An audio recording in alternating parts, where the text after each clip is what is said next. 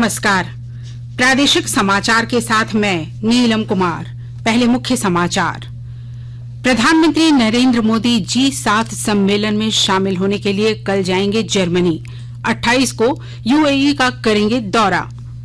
राज्य में 10 जून को ही हिंसा मामले की सीआईडी करेगी जांच। पथराव, फायरिंग और सरकारी संपत्ति को नुकसान पहुंचाने को लेकर दर्ज की गई है प्राथमिकी। राज्य में पिछले 24 घंटे में 30 नए मामले आने के साथ कोरोना संक्रमितों की संख्या बढ़कर हुई 177। राज्य के सभी प्रखंडों में 23 जून को आयोजित बिरसा किसान सम्मान समारोह में 49,000 से ज्यादा केसीसी के लिए आए आवेदन। 226 करोड़ के लोन स्वीकृत। और अंडर 17 राष्ट्रीय महिला फुटबॉल प्रतियोगिता में झारखंड ने उत्तराखंड को हराया। कल मणिपुर से मुकाबला। और अब समाचार विस्तार से। प्रधानमंत्री Narendra Modi German chancellor Olaf Scholz के निमंत्रण पर G7 शिखर सम्मेलन के लिए रविवार को जर्मनी के श्लास एल्मू जाएंगे।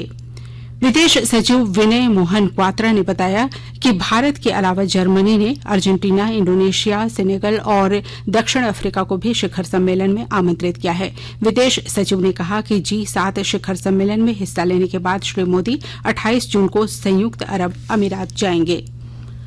सड़क परिवहन और राजमार्ग मंत्री नितिन गडकरी ने नया वाहन आकलन कार्यक्रम भारत NCAP लागू करने के लिए सामान्य सुरक्षा विनियम अधिसूचना मसौदे को मंजूरी दे दी है।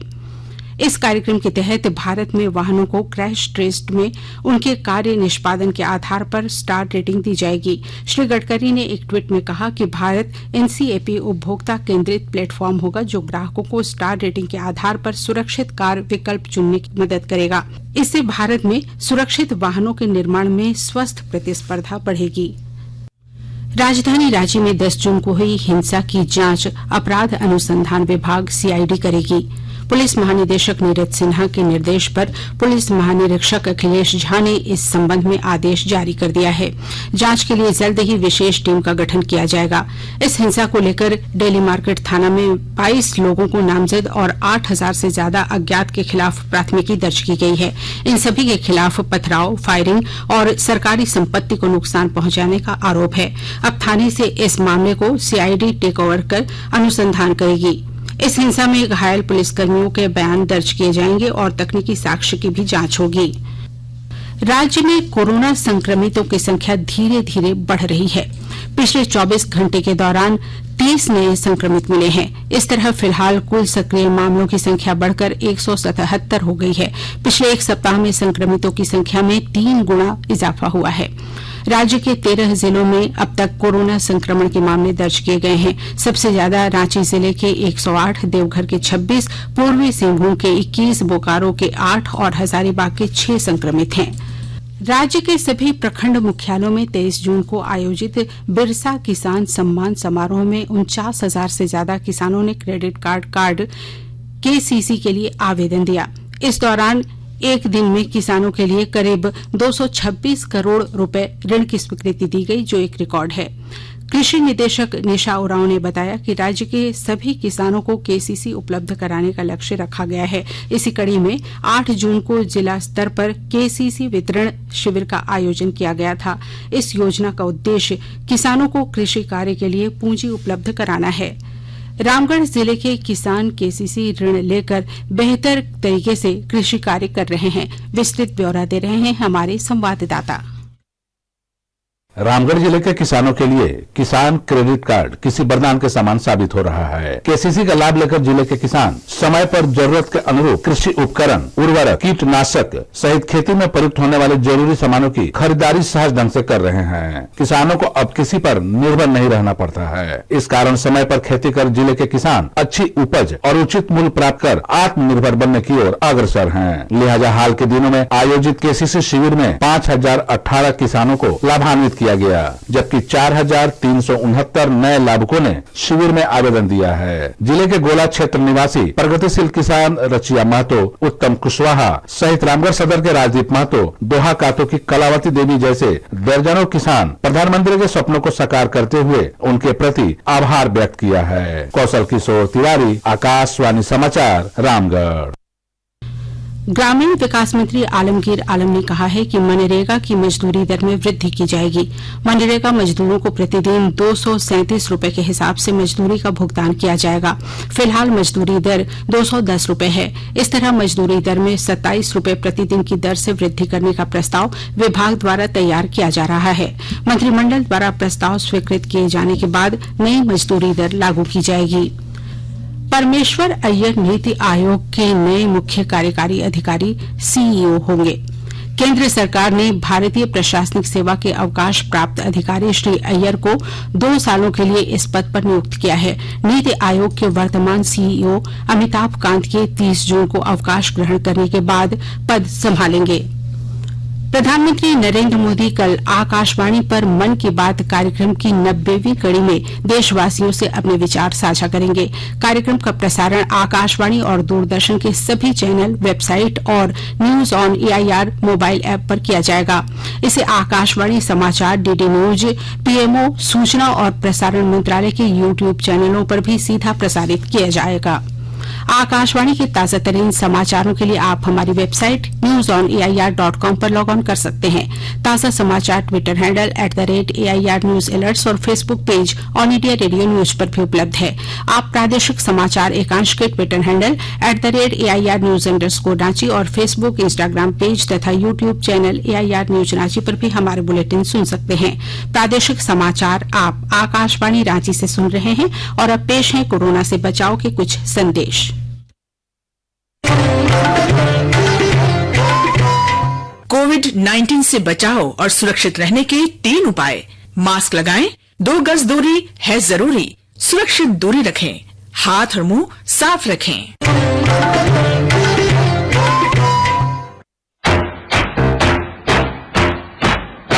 चलो मिलकर एक शुरुआत करें, चलो एक फैसला आज करें, मास्क नहीं तो टोकेंगे, कोरोना को रोकेंगे।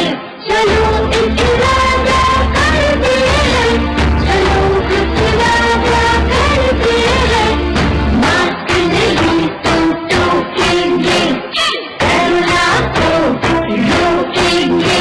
भारत सरकार द्वारा जनहित में जारी। प्रादेशिक समाचार में आपका एक बार फिर से स्वागत है।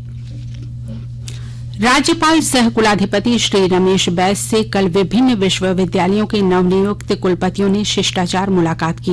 इनमें रांची विश्वविद्यालय के कुलपति प्रोफेसर अजीत कुमार सिन्हा, जमशेदपुर महिला विश्वविद्यालय की कुलपति डॉक्टर अंजलि गुप्ता, डॉक्टर श्यामा प्रसाद मुखर्जी विश्वविद्यालय के कुलपति डॉक्टर तपन कुमार शांडिल्य, विनोद बिहारी महतो कोयलांचल विश्वविद्यालय धनबाद के कुलपति डॉक्टर सुखदेव भोई शामिल थे। भ्रष्टाचार निरोधक ब्यूरो ACB ने 2 पुलिसकर्मियों को रिश्वत लेने के आरोप में गिरफ्तार किया है। ACB धनबाद की टीम ने बोकारो जिला के जरीडीह से सहायक अवर निरीक्षक ASI गुप्तेश्वर सिंह को 3000 रूपये रिश्वत लेते रंगे हाथ गिरफ्तार कर लिया। वहीं पलामू ACB ने बंशीधर नगर अनुमंडल पुलिस पदाधिकारी कार्यालय के रीडर अनिल कुमार सिंह को भी एक आरोपी से धारा कम करने और मुकदमे से नाम हटाने की एवज में रिश्वत लेते गिरफ्तार कर लिया। रांची में 1 जुलाई को भगवान जगन्नाथ रथ यात्रा के दौरान सुरक्षा के पुख्ता इंतजाम रहेंगे। जिला प्रशासन और मंदिर न्यास समिति की हुई बैठक में विधि व्यवस्था और सुरक्षा को लेकर विस्तार से चर्चा हुई।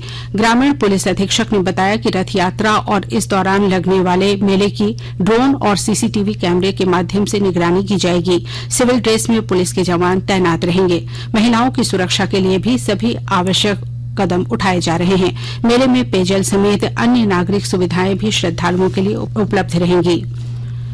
दुमका जिला के राणेश्वर थाना क्षेत्र स्थित मसानजोर डैम के पास कल देर शाम हुए एक सड़क हादसे में 2 लोगों की मौत हो गई, जबकि 4 लोगों के घायल होने की खबर है। मृतकों में नवनिर्वाचित उप प्रमुख और पारा टीचर शामिल हैं। एक अनियंत्रित ट्रक द्वारा सड़क के किनारे खड़े लोगों और 2 वाहनों को टक्कर मारने की वजह से यह हादसा हुआ। इस घटना के बाद स्थानीय लोगों ने ट्रक चालक को पकड़कर पुलिस के हवाले कर दिया। गुवाहाटी में खेले जा रहे अंडर 17 राष्ट्रीय महिला फुटबॉल प्रतियोगिता में कल झारखंड ने उत्तराखंड पर रोमांचक जीत दर्ज की।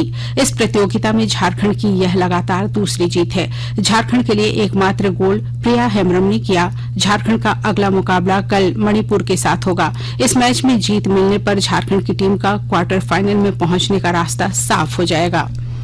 राजधानी रांची में आज से इनो कप अंतर जिला कराटे प्रतियोगिता का आयोजन हो रहा है। 2 दिनों तक चलने वाली इस प्रतियोगिता में 50 स्वर्ण पदकों के लिए राज्य भर के कराटेकारों के बीच मुकाबला होगा।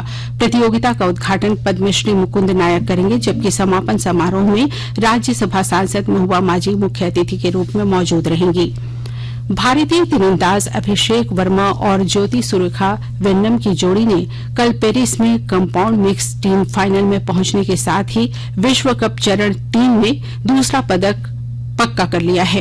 अभिषेक वर्मा और ज्योति की जोड़ी ने सेमीफाइनल में एस्टोनिया के रॉबिन जाटमा और लिसेल जाटमा को हराया। भारतीय जोड़ी आज कंपाउंड मिक्स टीम फाइनल में फ्रांस के साथ खेलेगी।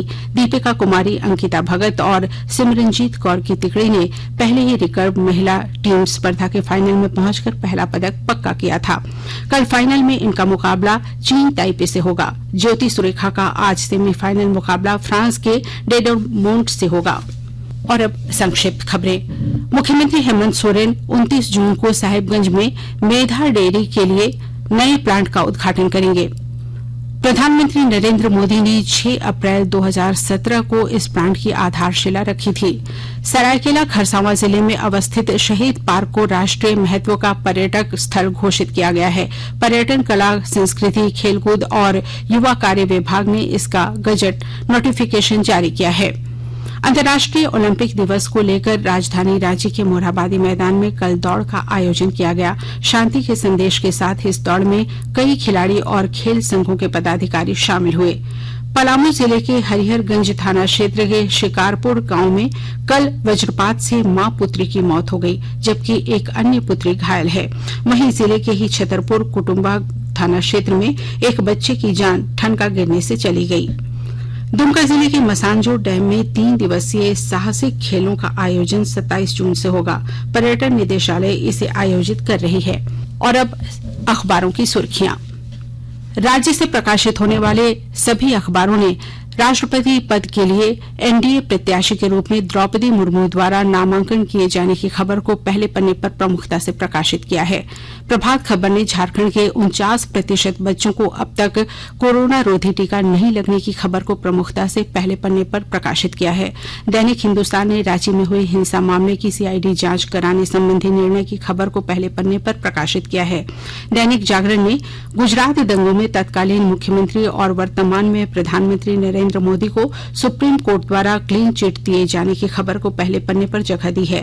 दैनिक भास्कर ने झारखंड में अब तक सामान्य से 44% कम बारिश होने की खबर को पहले पन्ने पर जगह दी है।